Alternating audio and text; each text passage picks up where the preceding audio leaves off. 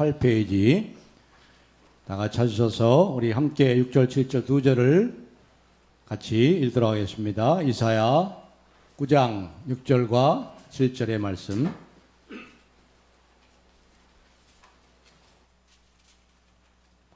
찾은 줄 알고 우리 다 같이 함께 읽겠습니다. 시작.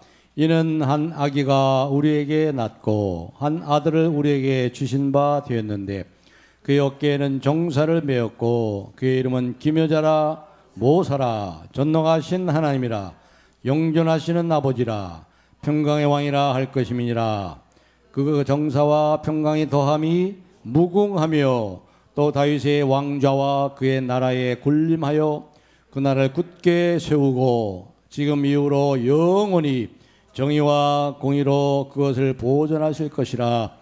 만군의 여호와의 열심히 이를 이루시리라. 아멘.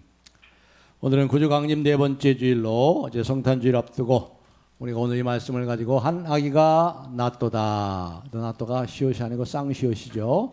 한 아기가 우리에게 낳도다.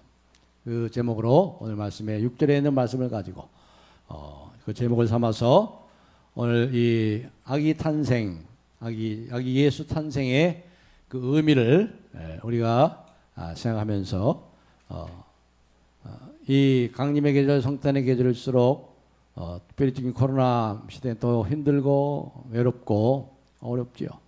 이럴수록 오늘 주시는 말씀을 통해서 힘을 얻는 귀한 은혜의 시간이 되기를 바랍니다. 예수님이 2000년 전에 베들레헴에 탄생할 때 그때가 언제였죠? 때가 하루 중이요? 때가 언제였어요? 한밤중이었죠. 한밤중이에요. 그 맑고 환한 밤중에 캄캄한 밤중입니다. 캄캄한 밤중에 우리가 그 사실을 잘 알지요. 누가복음 2장 8절 이하에 보시면 캄캄한 한밤중에 이제 베들레헴의 그 언덕에 양 치는 목자들이 밤에 양을 치는데 말이죠. 갑자기 호련히 하늘에서 주의 영광의 빛이 환하게 비춰가지고 그 맑고 환한 밤중에 캄캄한 밤에 이제 우리 예수님의 탄생의 소식을 알렸죠. 예수님께서 하루 중에 가장 캄캄한 밤에 어둡고 캄캄한 밤에 탄생했다는 것은 참으로 상징적인 의미가 있습니다. 성경에 보면 밤 별로 좋지 않아요. 이미지가. 아침 아주 좋은 이미지요. 해가 떴더라 뭐 이런 말씀이 나오면 굉장히 좋은 긍정적인 그 사람의 앞길에 햇빛이 비치고 환하게 길이 열리는 그런 것을 얘기하지만 밤이었더라 캄캄한 거예요. 앞이 캄캄히 막히고 사방팔방이 다 캄캄하고 어둠 가운데 있는 그런 상태를 말하죠. 예수님께서 이렇게 한밤중에 탄생하셨다는 것은 굉장히 이러한 상징적인 의미가 있습니다. 여러분 우리가 절실하게 누군가의 도움이 필요할 때가 언제예요? 캄캄할 때예요. 캄캄할 때. 한밤중에. 그렇죠? 한밤중에 캄캄할 때 누군가의 절실한 도움을 구할 때가 바로 그런 때입니다. 오늘 보니까 오늘 말씀에 우리가 읽지 않았습니다. 그 앞에 9장 1절 2절에 보시면 이 캄캄하라는 말이 많이 나와요. 9장 1절에 보면은 전에 고통받던 자들에게는 흑암이 없으려다. 흑암. 또 2절에 보니까 흑암에 행하던 백성이 큰 빛을 보고 사망의 그늘진 땅에 그야말로 어둡고 캄캄한 사망의 그늘진 땅에 우리가 매일 접하는 소식들 신문이라든가 뉴스를 통해서 어둡고 캄캄한 그런 이야기를 듣잖아요. 그렇죠? 아주 잔인한 캄캄한 이야기, 두렵고 떨리는 그러한 무서운 이야기들이 많이 들리잖아요. 캄캄한 이야기들이. 또 오늘날의 젊은이들은 뭐 7포 시대라 하면 뭐 심지어 뭐 9포 시대다 해가지고 앞날을 바라보면 느끼는 게 뭐예요? 캄캄함이 없어. 캄캄함 없어.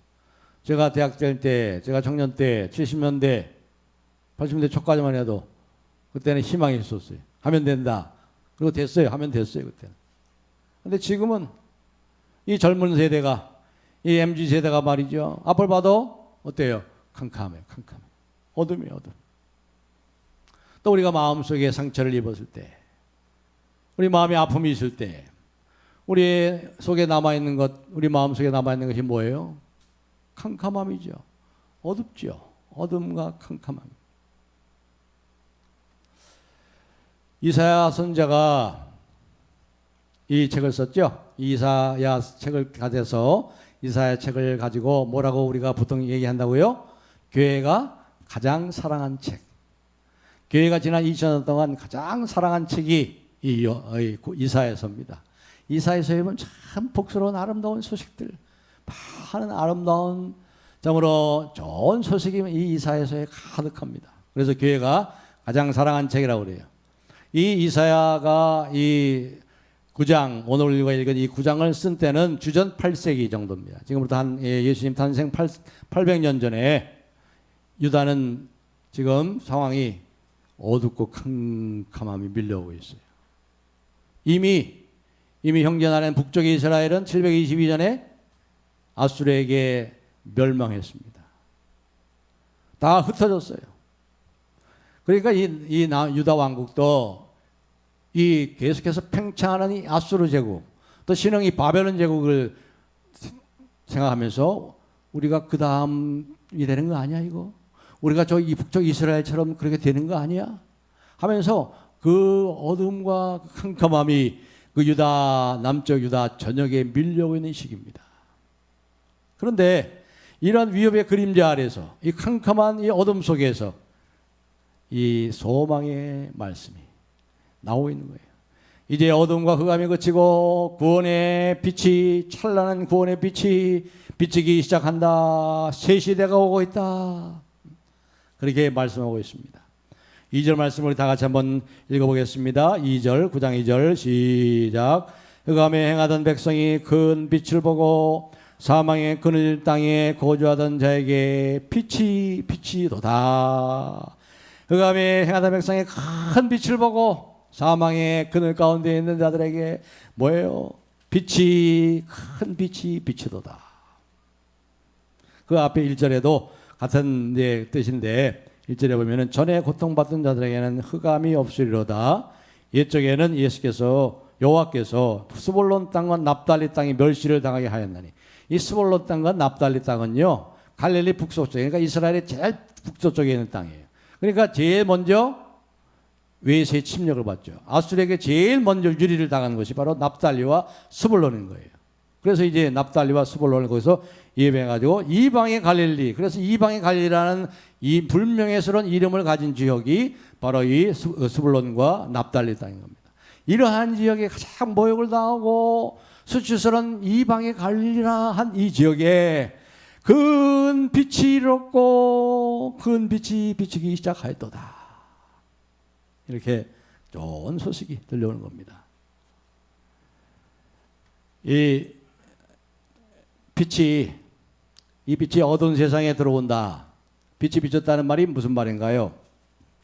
이 어두운 세상 속으로 빛이 뚫고 들어왔다는 것이 무슨 말입니까?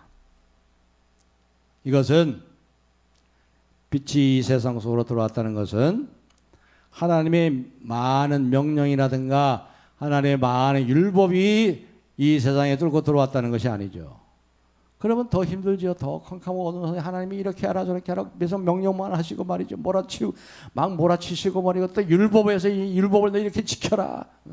율법을 통해서 우리가 죄인이요, 이거 잘못이구나 한 걸 깨달았는데 계속 율법을 주시고 그렇게 여러 가지 명령으로 몰아치시면 더 힘들지요. 더 캄캄하지요. 그게 아니죠. 여기 보면은 이 빛이 임했다는 게 뭐예요? 하나님 자신이 이 어두운 세상에 찾아오셨다는 거예요. 찾아오셨다. 하나님 자신이 이 어둠을 물리치시고 이 어둠을 다 쫓아내기 위해서 빛으로 하나님 자신이 우리 가운데 임하셨다. 그렇게 말씀인 거죠. 이것을 오늘 성경에서는 뭐라고 얘기하고 있어요? 우리가 읽었죠? 6절 말씀을, 요절 말씀이니까 우리 한번 읽어보겠습니다. 요절 다 같이 시작. 이는 한 아기가 우리에게 낳고 한 아들을 우리에게 주신 바 되었는데 그의 어깨에는 정사를 메었고 그의 이름은 기묘자라 모사라 전능하신 하나님이라 영존하시는 아버지라 평강의 왕이라 할 것임이라. 아멘. 이 참 복수는 한 아기가 우리에게 낳고 우리를 위하여 주신 바 되었다. 한 아기가, 참 한 아기가, 신비한 아기가 나왔어요. 천사가 아니에요. 천사가 아니에요. 한 아기가 난다. 한 아기. 그런데 여기서 놀랄 만한 사실은요, 이 아기에게 주어진 이름이에요. 이 아기에게 놀라운 이름들이 주어졌어요. 여기 뭐라고 그랬냐면은 기묘자요 모사라. 우리말 성경에는 기묘자요 하고 이렇게 따로 띄어놨는데 원래는 한 단어입니다. 기묘자인 모사, 기묘한 모사. 기묘라는 것은 놀랍단 말이죠. 원더풀, 원더. 아주 기묘하고 놀랍고 신비롭다. 이 말이에요. 모사라는 게 뭐냐면 회사의 고문 같은, 고문, 카운셀러. 그러니까 놀라운 그러한 고문이다. 다시 말해서 우리를 이해해주고 우리에게 조언을 해주고 우리를 도와주는 놀라운 원더풀 카운셀러. 이 아기에게 이런 이름이 주어졌어요. 아기에게, 갓난 아기에게. 갓난 아기가 여러분들, 장성한 저와 여러분에게 우리를 이해해주고 말이죠. 우리를 도와주고 우리를 조언해주는, 그리고 또 놀라운, 아주 신비스럽고 놀라운 카운셀러, 고문이 되는데, 고문이. 그 다음에 또 뭐라고 그랬죠? 전능하신 하나님이라. Mighty God. 전능하신 하나님이라. 여러분, 사실 이런 분이 정말 절실히 필요하잖아요. 이 코로나 팬데믹, 오미크론이고 뭐고, 하나님이 이제, 전능하신 하나님이 이젠 됐다 하고 한 방에 날려버리고 훅 부르면 다 날려버리잖아요. 하나님은 하실 수 있잖아요. 그런 Mighty God, 전능하신 하나님, 이런 분이야말로 정말 필요하죠. 정말 필요해요. 어둠과 이 모든 혼돈, 이 캄캄함을 한순간에 그냥 한 방에 날릴 수 있는 분이 전능하신 하나님 아닙니까? 모세가 처음을 하나님 만날 때 시내산에서 신비로운 장면이 거기 나타나죠. 이 가시덤불, 시내산에 이스라엘의 많은 광야에 가시덤불, 요 앞에 있는 조그만 요 강단처럼 높이가 한 1m, 가시덤불 그냥 불 붙이면 훅 타버리는 거예요. 근데 모세가 어느 날 양을 치다가 희한한 광경을 본 거예요. 이 가시덤불 나무가 불이 막 붙고 있는데 타질 않는 거예요. 타질 않아요. 계속 붙고. 너무 놀라워가지고 가까이 갔죠. 그때 하나님 음성이 들렸죠. 모세야, 모세야, 내가 선 것은 거룩한 곳이니 내 발에서 신을 벗으라. 내가 선 것은 거룩한 곳이라. 그렇게 하나님을 만났죠. 그때 이제 애굽으로 돌아가서 내 백성을 인도하라는 그 엄청난 명령을 받습니다. 그때 모세가 피할 수 없는 질문을 합니다. 나를 보내신 하나님이 누굽니까? 그 이름이 뭡니까? 그들이 그 하나님이 누구냐고 물으면 내가 뭐라고 대답해야 되겠습니까? 그럴 때 하나님 뭐라고 대답했죠? 나는 스스로 있는 자니라 그랬어요. 스스로 있는 자. 이게 야훼 하나님의 이름입니다. 나는 스스로 있는 자. I am that I am. 나는 스스로 있는 자. 이 말을 정확하게 하면 히브리 말에는요 이렇게 되어 있어요. 에흐에 아세르 에흐에 이렇게 되어 있어요. 에흐에 I am. 아세르란 말은 접속사예요. and 그리고 I am이란 말이죠. 에흐에 아세르 에흐에. 다시 말 우리 말로 정확하게 번역하면 나는 있는 것이야. 그리고 나는 있을 거야. 그 말이에요. 하나님 이름이 그런 거예요. 하나님은 뭐예요? 사랑하는 내 아들 딸들아, 내 백성아, 나는 너희와 함께 지금 있는 것이고 그리고 너희와 영원토록 있을 거야. 나는 너희와 있을 거야. 그 하나님이란 말이죠. 그 하나님. 이런 분이 필요하죠, 여러분. 내가 살아있는 우리 인생 여정 속에 이 힘들고 어려운 코로나 팬데믹 속에서 내가 참 위기를 당하고 캄캄할 때 내가 있잖아. 두려워 말라. 내가 너와 함께함이라. 그리고 내가 어디 가든지 어떤 상황에 있든지 내가 너를 잘 알아. 너는 내 사랑하는 자녀야. 내가 너와 함께 있을 거야 하신 그분이, 그런 분이 얼마나 필요합니까? 그분이 지금 계시다는 거예요. 그분이 바로 한 아기가 그런 분으로 오신다는 거죠. 그 다음에 뭐라고 했어요? 영전하신 아버지라. Everlasting Father. 영전하시는. 저는 아버지가 그리워요. 참 아버지가 너무 좋은 아버지 밑에서 제가 신앙을 배웠고 참 아버지가 참 그립습니다. 저도 우리 아버지 같은 아버지가 돼야지 그런 생각을 많이 하는데, 그런데 우리 아버지는 세상에 떠났어요. 이미 10년 전에, 14년 전에 떠났어요. 그런데 제가 아버지를 천국에서 만날 거예요. 이제 저도 이 세상을 떠나면. 그때는 우리 아버지가 더 이상 저희 아버지가 아니에요. 한 식구로 만나지, 형제 자매로. 아버지와 아들의 그 가장 아름다운 관계보다 더 놀랍고 뛰어난 관계로 만날 겁니다. 그런데 거기에 누가 계세요? 영존하신 아버지가 계세요. 하늘 아버지가 계세요. 그분 우리 아버지는 저를 떠났지만, 그런데 이분은 영존하세요. 그분은 저를 떠나지 않아요. 우리를 떠나지 않아요. 사랑하는 내 아들아, 내 딸아, 에흐에 아사르 에흐에, 내가 너와 함께 있는 거야. 그리고 너와 함께 있을 거야. 여러분, 얼마나 좋아요. 하나님 생각하면 너무 좋다니까요. 하나님 너무 좋아요. 하나님을 기뻐하는 것이 너의 힘이라. 이게 하나님을 기뻐하는 거예요. 하나님 없이 어떻게 살아요? 하나님 계시다는 자체가 너무 좋은 거예요. 근데 그분이 우리의 영존하신 아버지시다. 영존하신 아버지다. 그 다음에 뭐라고 그랬어요? 평강의 왕이라. Prince of Peace. 현대의 메시아는 King of King이라고 그랬지만, 왕 중의 왕이라 했지만, 정확하게 뭐냐 하면 평강의 왕이에요. 평강의 왕. 평강이 뭐예요? 모든 것을 하나로 묶는, 그러한 하나 되게 하시는, 한 마음을 갖게 하는 분이라 이 말이에요. 샬롬의 왕이란 말이죠.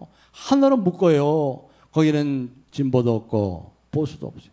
거기는 좌도 없고 우도 없고, 거기는 민주당도 없고, 거기는 국민의힘도 없고, 거기는 다 하나.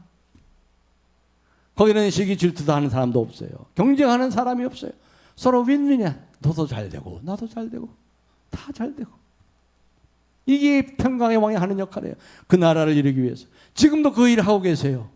성령이 하나 되게 하시는 것을 지금도 하고 계세요. 그리스도 안에서 우리가 하나님과 원수했던 우리가 하나님과 하나 됐고, 우리가 서로 그리스도 안에서 하나입니다. 통일되려 하심이라. 통일되라는 건 하나 되게 한단 말이죠. 실제로 어떻게 또 어떠한 실제적인 하나를 우리가 꿈꾸고 소망하고 있습니까? 사자와 어린 양이 함께 뛰는단 말이에요. 사자가 풀을 먹어요. 어린 양이 함께 풀을 뜯으면서 함께 평화롭게 놀아요. 어린아이가 독사꿀에 손을 넣고 장난쳐도 물지 않는 나라.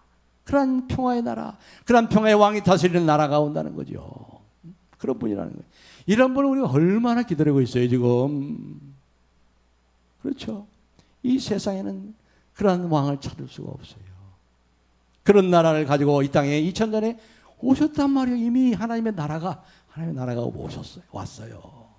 하나님의 다스림을 받고 하나님 나의 왕이 되시고 주인이 되시고, 그러면 우리가 그런 삶을 사는 거예요.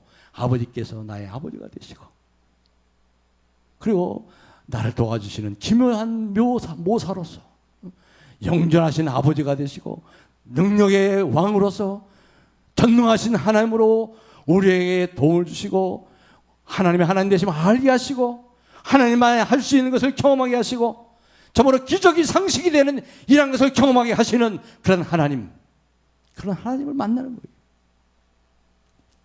그때가 그 나라가 온 거예요. 그리고 곧 그 나라가 완성될 겁니다. 그 나라가 100% 완성되는 날이 곧 오십니다. 곧 온단 말이에요. 우리가 이 세상의 역사들을 보고 신화들 보면 사람들이 신들을 만들어내잖아요. 사람들이 특별히 그리스 로마 신화 같은 데 보면 많은 신들을 만들어내죠. 다 사람이 만들어낸 신이에요. 바다의 신이 뭐죠? 포세이돈 어드벤처라는 그 영화도 있었죠. 포세이돈, 바다의 신이에요. 지하세계의 신이 뭐예요? 하데스. 그리고 신 중의 신이 뭡니까? 제우스 신이죠. 제우스 신. 다 만들어낸 신이에요. 또 심지어 로마의 왕은 자기가 뭐라고 그래요? 자기가 짐이 신이다. 그렇게 얘기했어요. 애굽의 바로가 뭐예요? 자기가 태양신이래. 파라오가 태양신이란 말이에요. 태양신이래. 다 인간이 신이래. 인간이 신이래. 그런데 우리 하나님의 아들 예수 그리스도 말이 뭐예요? 하나님이 인간이 되셔서 이 슬픔과 고통 속에 어두움과 캄캄함 속에 헤매는 불쌍한 신음하는 우리를 찾아오셨단 말이에요. 이런 신은 예수밖에 없어요. 예수님밖에. 하나님이 인간이 되신 분은 예수님밖에 없어요. 신이 인간의 세계를 찾은 건 예수님밖에 없어요.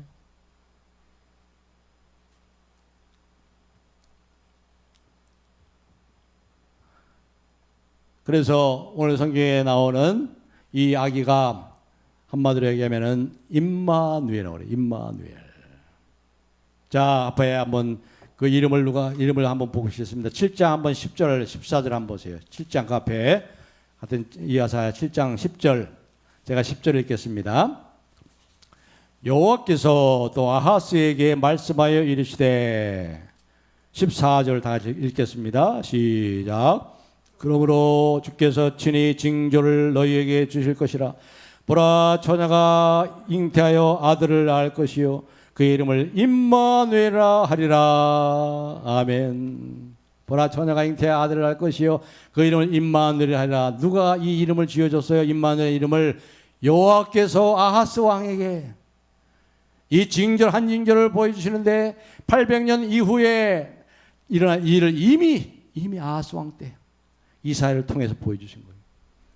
처녀가 잉태하여 아들을 낳을 것이요 그 이름을 임마누엘 하리니. 임마누엘 뜻이 뭐예요? 다 같이요. 하나님이 우리와 함께 계시다. 이게 보통 은혜가 축복이 아니에요. 이게 너무 좋은 거예요. 너무 좋아. 하나님 나와 함께 계시단 말이에요. 하나님이 참 이게 얼마나 이게 기가 막힌 축복 속에 사는지 말이죠. 하나님이 나와 함께 계시단 말이에요. 내가 캄캄하고 어려울 때, 이젠 죽었구나 할 때도 내가 있잖아. 임마누엘. 그냥 여러분 글자로 읽지 마세요. 실제예요. 실제 하나님이 지금 우리가 함께 계세요. 내 안에 성전 삼아서 내 안에 계시고 우리 가운데 계세요. 우리 인생 여정에 우리의 영존하신 아버지로 계세요. 그분이.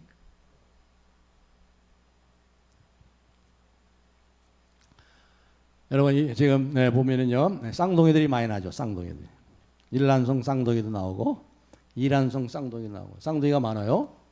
왜 쌍둥이로 나올까요? 왜 쌍둥이로 나올까? 실수를 해가지고 뭐 염색체가 어떻게 잘못해서 쌍둥이로 나오나요? 뭐 그런 의학적으로 얘기하는 거 아니라 좀 철학적으로 좀 얘기를 해서 왜 쌍둥이로 나올까요? 쌍둥이 나오는 것은요 이 세상에 혼자 나오는 것이 외롭고 두려워서 쌍둥이로 나온대요. 말 되죠? 이 세상에 혼자 나오는 게 두렵고 외로워서 쌍둥이로 나온다는 거예요. 그렇습니다. 오늘날의 가장 큰 문제가 뭐예요? 특별히 코로나 팬데믹 속에서 큰 문제가 뭐예요? 외로움과 두려움이에요. 외로움과 두려움. 제가 한 번은 지난주에 전화를 어느 집사님한테 전화를 했는데 이 집사님이 2년 가까이 이제 우리 교회를 못 나오고 계세요. 왜냐하면 기저질환이 많아요. 몸이 많이 아파요. 여러 가지 많이 아파요. 우리 조문자 권사님도 오래간만에 오셨는데 조문자 권사님 허리가 많이 아프시지만 그 집사님도 허리가 아파요. 허리도 아프고 안 아픈 데가 없어요. 다 귀찮은 거예요. 다 귀찮은 거예요. 다 싫은 게 다 싫대. 교회도 이제 교회도 싫어요. 교회도 가지도 못할 뿐만 아니라 목장 모임을 했는데 거의 1년 동안 목장 모임을 한 번도 안 했대요. 그 목장에 모이지 못했대요. 그러니까 다 그냥 지쳐있어. 너무 지쳐있어. 너무 힘들어요, 목사님. 너무 외롭고. 그래서 제가 그랬어요. 그래요, 집사님. 그런데 누군가 집사님을 위해서 기도하고 있어요. 누군가 널 위하여 지금도 기도하네. 우리 주님이 집사님과 쌍둥이가 되셔가지고 지금 집사님을 위해서 보좌 우편에서 지금 기도하고 계세요. 누군가 널 위해서 지금도 기도하네. 그 말을 듣고 좀 위로가 됐나 봐요. 목소리의 그 느낌이 달라져요. 네, 그래요. 알았어요, 목사님. 저도 계속 기도할게요. 그래서 우리 주님이 오신 거예요. 집사님 때문에, 집사님을 위해서 오신 거예요. 그렇습니다. 오늘날의 모든 문제는 외로움과 두려움입니다. 오죽하면 군중 속에 고독이라는 말이 생겼을까요? 많은 사람 중에 나 혼자. 다윗도 말이죠. 여러분, 다윗도, 그 위대한 성군 다윗도 그런 적이 있었어요. 시편 142편 4절에 한번 보겠습니다. 다윗이 사울왕에게 쫓겨다닐 때 진 시예요. 4절 한번 읽어보겠습니다. 시작. 오른쪽을 살펴보소서. 나를 아는 이도 없고 내 피난처도 없고 내 영혼을 돌보는 이도 없나이다. 시편 142편은 사울왕에게 쫓겨다닐 때 이 다윗이 쓴 시예요. 오른쪽을 살펴보소서. 나를 아는 사람도 없고 나의 피난처도 없고 내 영혼을 돌보는 이도 없습니다. 아무에게도 나에게 관심을 갖지 않습니다. 내가 피할 곳이 없습니다. 누구도 나를 돌아보지 않습니다. 근데 이런 생각이요, 이 성탄의 계절에 더 많이 든대요.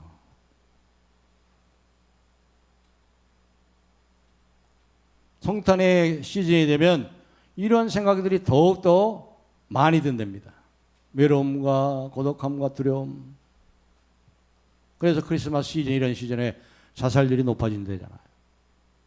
그리고 큰 사건들이 일어나고, 일본에서 며칠 전에 병원에 불을 질러가지고 정신병 환자의 정신과 치료를 받던 사람이 불을 질러가지고 24명이 죽었잖아요.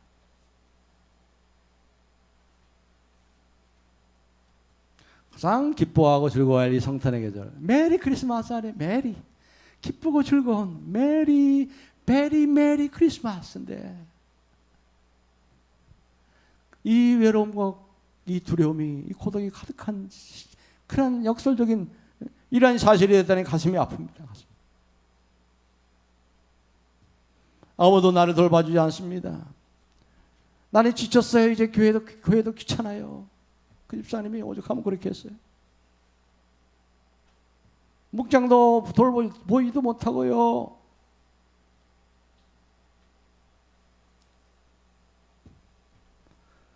그런데 오늘 우리가 읽은 이 성경은 우리에게 뭐라고 말씀합니까? 우리에게 희망과 구원의 큰 빛을 비추고 있잖아요. 1장 6절 다시 읽읍시다. 1장 6절 다 같이 외웠으면 좋겠어요. 시작. 이는 한 아기가 우리에게 낳고 한 아들을 우리에게 주신 바 되었는데 그의 어깨는 정사를 메었고 그의 이름은 기묘자라 모사라 전능하신 하나님이라 영존하시는 아버지라 평강의 왕이라 할 것이라. 아멘. 우리에게는 한 아기가, 이러한 우리에게, 이 어떤 우리에게 지금 캄캄하고 사망의 그늘 가운데 고통하는 우리에게 한 아기가 나왔다. 근데 그분이 뭐예요? 그분이 우리와 쌍둥이가 되신, 저와 쌍둥이. 그러니까 여러분, 하나님을 제외해 놓고 내 형편을, 나를 제일 잘 아는 사람이 누구예요? 나죠, 나. 그렇죠? 하나님을 제외해 놓고 내 형편을, 내 사정을 제일 잘 아는 사람은 나밖에 없어요. 근데 우리 주님이 나와 쌍둥이가 되신다는 거예요. 나와 쌍둥이가 되시고 내 아픔을 알고, 내 고통을 알고, 내 슬픔을 알고, 나의 연약함을 알고, 그리고 나처럼 연약해서 그런 상태에 있는 것이 아니라 그분은 뭐예요? 기묘한 묘사라, 전능하신 하나님이라, 영존하신 아버지로, 평강의 왕으로 나와 함께 하신대요. 다 쌍둥이는 쌍둥이인데 전혀 다른, 모든 면에서 같지만 알고 이해하시고 내 고통을 아시고 이해하시지만 돌아보시지만, 그러나 뭐예요? 거기서 하고 싶어도 못하는 내가 나 같은 쌍둥이가 아니고 기묘자라, 원더풀 카운셀, 놀라운 고문이고 모사고 전능한 하나님이고 영존하시는 아버지로 아버지로 함께 하시고 평화의 왕으로 함께 하신다는 거지요. 실제로 여러분이 성경을 실제로 믿어주세요. 그냥 문자로만 생각하지 말고 이걸 믿으면 이 말씀 속으로 들어가셔야 돼요. 여러분이 들어가셔야 돼. 말씀이 여러분의 삶에 들어올 수 있도록 여러분의 삶을 활짝 열어야죠. 이게 믿음으로 사는 거예요. 이게 하나님이 영원히 우리와 쌍둥이가 되시겠다는 거예요. 항상 우리와 함께 있다는 것입니다. 너 홀로 이 세상에 홀로 버려두지 않는다. 우리와 함께 하시는 하나님, 내가 너와 함께 한다. 그리고 함께 할 거야. 에흐에 아세르 에흐에. 여러분 마태복음 말이죠. 마태복음 보면 마태복음의 첫 번째 문장과 첫 번째 절과 마지막 절이 어떻게 시작하고 어떻게 끝나는지 아세요? 물론 마태복음 처음에는 이제 예수님의 족보로 시작됩니다. 예수님의 족보가 끝나고 첫 번째 문장과 마지막 문장이 어떻게 시작되는지 한번 확인해 보겠습니다. 자, 마태복음 1장 23절. 자, 화면에 있으니까 다 같이 한번 보세요. 읽겠습니다. 시작.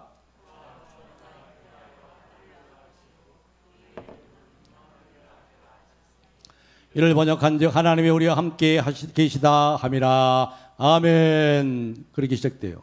저 말씀으로 시작돼요. 마태복음이 족보가 끝난 다음에 그 다음에 마지막 28장 가장 마지막 20절. 자, 다 같이 읽어보겠습니다. 시작. 내가 너에게 분부한 모든 것을 가르쳐 지키게 하라.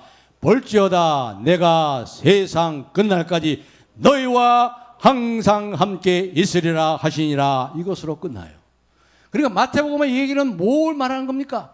임마누엘 하나님이 함께 하시고 임마누엘 함께 하시고 함께 하신 하나님으로 끝나는 그 사이에 무슨 일들이 일어나는가 그 얘기를 하는 거예요. 여러분이 그리스도의 은혜로 하나님의 은혜로 성령으로 거듭나서 그때부터 성령님이 하나님이 우리와 함께 하시는 임마누엘의 삶을 살기 시작부터 여러분의 인생이 마지막 숨을 거둬 이 땅을 떠날 때까지 임마누엘의 은혜 속에 축복 속에 사는 사람들에게 무슨 일이 일어나는가 그것을 보고 증언하는 삶을 살아라. 그 말씀을 하는 거예요. 사는 게 축복이죠. 하나님이 함께 하시는데 그리스도 안에서 거듭나고 하나님 함께 하시는 임마누엘의 삶을 살고 임마누엘의 삶을 살다가 이 세상에 하직하고 영원한 임마누엘의 하나님 품으로 돌아가는 그러한 복된 인생이 바로 저와 여러분이에요. 저와 여러분. 얼마나 좋습니까? 이제 한 가지 얘기만 하고 말씀을 맺겠습니다. 알베르트 까미의 패스트라는 소설 아시죠? 패스트, 전염병 패스트. 전 세계적으로 전염이 됐어요. 16세기에 쓴 소설이죠. 이 소설은 프랑스의 그 당시에 사회의 모든 이 부조리를 이렇게 지적하는 사회를 도전하는 그러한 소설입니다. 거기 보면은 이런 장면이 나와요. 북아프리카의 알제리 있죠. 지금 알제리. 그 알제리에 이 페스트가 완전 다 휩쓸었어요. 상당 기간 동안 몇 년 동안 보통 이 역사를 보면은 이 전염병이 한번 돌면요 한 10년 갔어요. 10년. 지금은 이제 의학이 발달돼서 이제 곧 뭐 건지 멈추겠죠. 하나님께서 국리를 계시고 우리가 얼마나 기도 하나님 불쌍히 계셔서 속히 팬데믹을 끝내주십시오. 기도하자는 그 기도를 하나님이 외면하시겠어요? 이제 됐다. 하나님 확 불어버리실 날이 곧 올 겁니다. 근데 옛날에는 보통 10년 이상 갔어요. 그러니까 이 페스트가 그 북아프리카의 알제리를 완전히 휩쓸어가니까 도시가 폐쇄가 된 거예요. 도시가 봉쇄, 요즘 말로 도시 봉쇄. 오랫동안 몇 년 동안 하루에도 수백 명씩 죽어갑니다. 사람들이 지쳐가는 거예요. 그런데 한 노인이 나옵니다. 노인 부부가 나오는데 근데 어쩌다가 이 노인의 부인이 그 지역을 떠나게 됐어요. 떠나게 됐는데 마침 이 페스트가 완전히 쓸어가지고 그때부터 도시가 봉쇄된 거예요. 못 들어오는 거예요. 우리가 얼마 전에 봤죠. 몇 달 전에. 저기 호주가 그랬잖아요. 호주. 1년 동안 공항이 폐쇄됐잖아요. 그래가지고 여행 갔다가 출장 갔다가 생이별 했잖아요. 생이별. 해가지고 1년 만에 봉쇄가 풀렸죠. 공항이 폐쇄된 게 공항이 풀려가지고 1년 만에 상봉해가지고 뭐 그냥 눈물 흘리면서 서로 얼싸안고 난리친 거 우리가 사진들 다 뉴스로 봤잖아요. 1년 만에 봉쇄가 풀렸어요. 호주 공항이. 마찬가지로 그 당시에 수년 동안 도시가 봉쇄되가 들어가도 못하고 나가도 못하는 거예요. 그런데 이 노인 부부 중에 부인이 어디다 그 도시를 떠나는데 도시가 봉쇄된 이후에 들어오지 못하는 거예요. 그러니까 이 노인이 말이에요. 아내의 얼굴을 필사적으로 보고 싶어가지고 아내의 얼굴을 그립니다. 회상합니다. 근데 또 마침 때가 또 성탄절이에요. 성탄절. 진열장을 보면서 아내의 얼굴을 떠올립니다. 그 당시에 카메라가 제대로 있었겠어요? 16세기에? 그림이나 초등학교 그걸 보면서 그것도 최근에 그림은 없죠. 옛날에 젊었을 때 그림이나 있었겠죠. 그러니까 아내 얼굴이 자꾸 잊혀지는 거예요. 노인이 돼가지고. 너무 오랫동안 아내의 얼굴을 보지 못하니까 그 아내 얼굴을 필사적으로 머릿속에 그려냅니다. 이러다가 정말 내 아내 얼굴을 영원토록 보지 못하는 것은 아닌가. 아내의 얼굴을 기억하려니까 하염없이 눈물이 쏟아집니다. 바로 그때 이 알베르트 까뮤가 이렇게 썼어요. 항상 우리에게 그런 시간이 옵니다. 어떤 시간 말입니까? 자신의 일에 지쳤을 때, 우리가 헌신하는 모든 일에 지치게 되었을 때, 그때 비로소 우리가 간절하게 사모하고 있는 모든 것이란 결국 사랑받았던 사람의 얼굴이고 사랑하는 그 따뜻한 마음뿐이라는 것을 깨닫게 됩니다. 바로 그런 시간이 옵니다. 가장 간절하게 기대하는 게 뭐예요? 내 사랑하는 사람의 얼굴. 그 사랑하는 사람의 얼굴을 우리가 그리는 것이고, 그 따뜻한 그 사랑하는 마음이라는 사실을 깨닫는 거지요. 이게 우리 인생에 가장 절실한 거라는 거예요. 모든 걸 지쳤을 때 결국 사랑하는 사람밖에 떠오르는 게 아니에요. 사랑하는 사람이 기억나는 거고, 사랑하는 사람이 떠오르는 거죠. 그리고 그 사랑하는 따뜻한 마음을 기억하게 하는 거죠. 그렇죠? 그런데 뭐예요? 우리 주님이 우리가 쌍둥이가 되셔서 임마누엘이 되셔서 우리를 다 기억하시고 우리의 얼굴을 사랑하는 그 얼굴을, 또 우리를 사랑하시는 주님의 얼굴을 우리에게 보여주세요. 하나님의 그 사랑의 얼굴, 그 영광의 빛으로 우리를 사랑하시는 그 인자하시고 그 얼굴로 내가 너희를 이렇게 사랑한다. 너는 내 사랑하는 아들이야. 너는 내 사랑하는 딸이야. 절체절명의 너의 정체성을 잊지 말아라. 너는 내가 사랑하는 아들이고 내가 사랑하는 딸이야. 하나님의 사랑하는 얼굴이 떠오르는 거예요.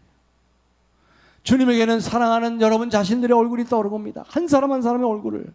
그리고 주님의 그 뜨거운 사랑이 마음이 우리에게 깨닫게 되지는 거죠. 우리를 이렇게 사랑하시는구나. 십자가에서 양손을 벌리고 내가 너희를 이렇게 사랑한다. 사랑은 죽음처럼 강하기에 내가 너희를 위하여 내 생명을 버리노라. 사랑하는 성도 여러분, 하나님께서 그 아들을 보내신 이유는 그 얼굴이 되시기 위해서, 그 사랑의 얼굴이 되시기 위해서, 그 사랑하는 마음이 되시기 위해서 그 아들을 이 세상에 보내신 거예요. 하나님이 세상을 이처럼 사랑하사, 이 캄캄하고 사망의 그늘에 고통하는 뭇 백성들에게 우리와 함께 하시는 하나님의 사랑하는 얼굴, 우리와 함께 하시는 하나님의 사랑하는 마음. 사랑하는 성도 여러분, 이걸 잊지 마세요. 이걸 기억하세요. 이걸 기억하는 것이 강림의 계절이요 성탄의 계절입니다. 지금부터 영원히 이 하나님의 사랑이 여러분과 함께 있을 겁니다. 그리고 이 사랑하는 마음이, 이 따스함이 항상 우리의 삶 속에, 우리 인생 여정 속에 늘 있을 것입니다.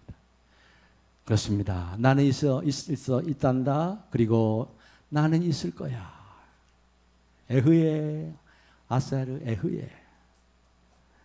얼마나 좋은지. 그 주님의 은혜와 사랑 안에, 내 사랑 안에 거하라. 이 사랑 안에 풍성히 거하는 그 사랑으로 베풀고 힘들고 어려운 우리의 형제들을 일으켜 세우는 참으로 사랑의 귀한 축복의 통로로 이 성탄의 계절을 잘 맞이하며 풍성히 누리고 전하는 우리 모두가 되기를 예수님의 이름으로 축복합니다. 할렐루야. 하나님 감사.